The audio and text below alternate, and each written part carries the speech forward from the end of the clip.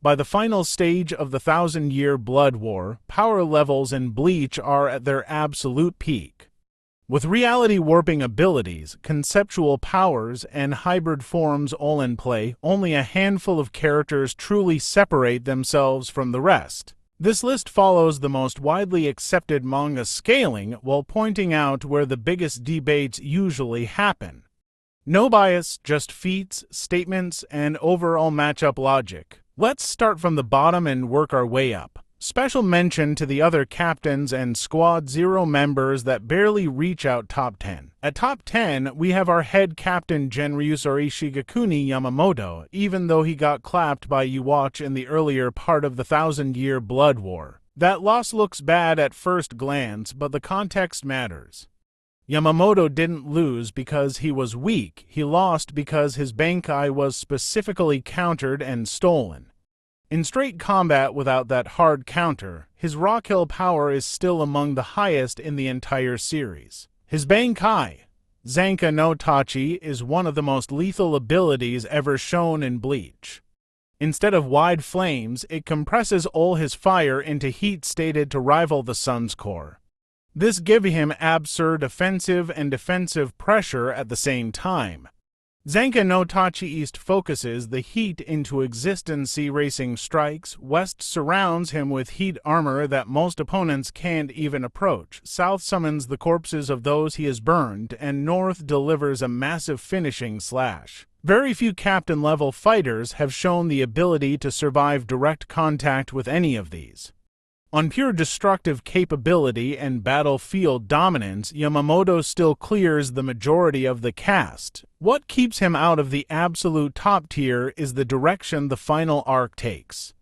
The highest-ranked characters rely heavily on reality manipulation, fate control, or conceptual hacks, abilities that don't always care about raw heat or physical power. Yamamoto is overwhelmingly lethal, but his kit is still fundamentally straightforward compared to those reality-breaking abilities. Even so, based on feats, portrayal, and sheer Bankai lethality, Yamamoto firmly earns a spot in the top 10 strongest characters in the TYBW era. At number 9, we have Zaraki Kenpachi. Kenpachi represents peak raw physical destruction. His Bankai massively amplifies his strength and cutting power, allowing him to damage even Miracle-Amped Gerard. His battle instinct is also among the best in the series. The limitation is versatility. He relies heavily on brute force and has minimal hacks resistance compared to higher-ranked characters. At number 8, we have Lil Baro. Lil's main threat is his intangibility and durability negating attacks. In Volstendig, he becomes extremely difficult to physically interact with, and his shots effectively ignore conventional defenses.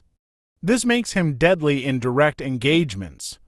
However, his overall battlefield dominance and scaling ceiling are generally viewed as slightly below Gerard's, which is why he sits here in most lists. At number 7, we have Gerard Valkyrie. Gerard's Shrift, the miracle, converts damage and misfortune into power growth. The more he is pushed, the stronger and larger he becomes. In prolonged fights, this gives him near limitless scaling and extreme survivability. Multiple high-tier captains were required to contain him. He ranks below the top 4 because his power is reactive and lacks the reality-level control seen above him. At number 6, we have Yuri Ishida, and honestly, his inclusion is more than justified. As one of the last pure blood Quincy's, Yuri possesses elite control over Reishi, allowing him to craft devastating hyelic file attacks with sniper-level precision. But raw Quincy's skill isn't what truly makes him terrifying, it's his Shrift antithesis. This ability lets him reverse phenomena between two targets, meaning damage dealt to him can be instantly flipped back onto his opponent. In the right situation, that power is absolutely broken, turning certain defeat into sudden victory. Pair that with his sharp battle IQ, calm decision-making under pressure, and offensive techniques like Blutveen, and you get a fighter who doesn't just rely on strength, he wins through strategy and hacks. That level of versatility and fight-changing potential is exactly why Yuri Ishida deserves to stand among the strongest in the verse. At number 5 we have Jugram Hashwolf. He stands as the quiet embodiment of balance and inevitability. As the grandmother of the Sturmritter and the other half of Yhwach's power, he carries himself with a chilling calm that makes him even more intimidating than the loudest warriors. Jugram does not fight with rage or arrogance. Instead, he moves with absolute certainty, believing that fate itself bends to his judgment. His ability, the balance, reflects this perfectly. Misfortune is never wasted in his presence, only redistributed.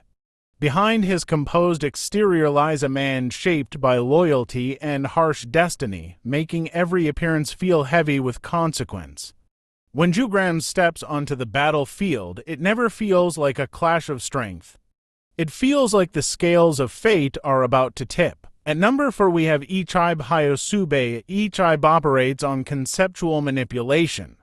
His ability to control and rewrite the names of things allows him to reduce an opponent's power or alter their nature entirely. This is extremely dangerous because it bypasses normal durability and strength scaling. He dominated Yhwach before the Almighty was activated. The reason he is not higher is that future manipulation ultimately countered his abilities. At number 3 we have Ichigo Kurosaki. Ichigo's strength is primarily stat-based supremacy.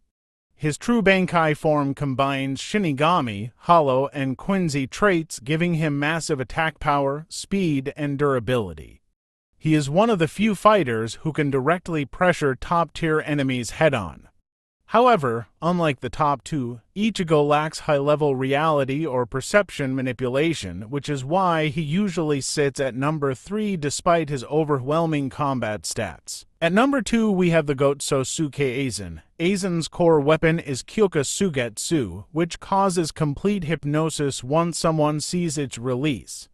This means he can fully control what his opponent perceives, position, timing, even whether attacks appear to land.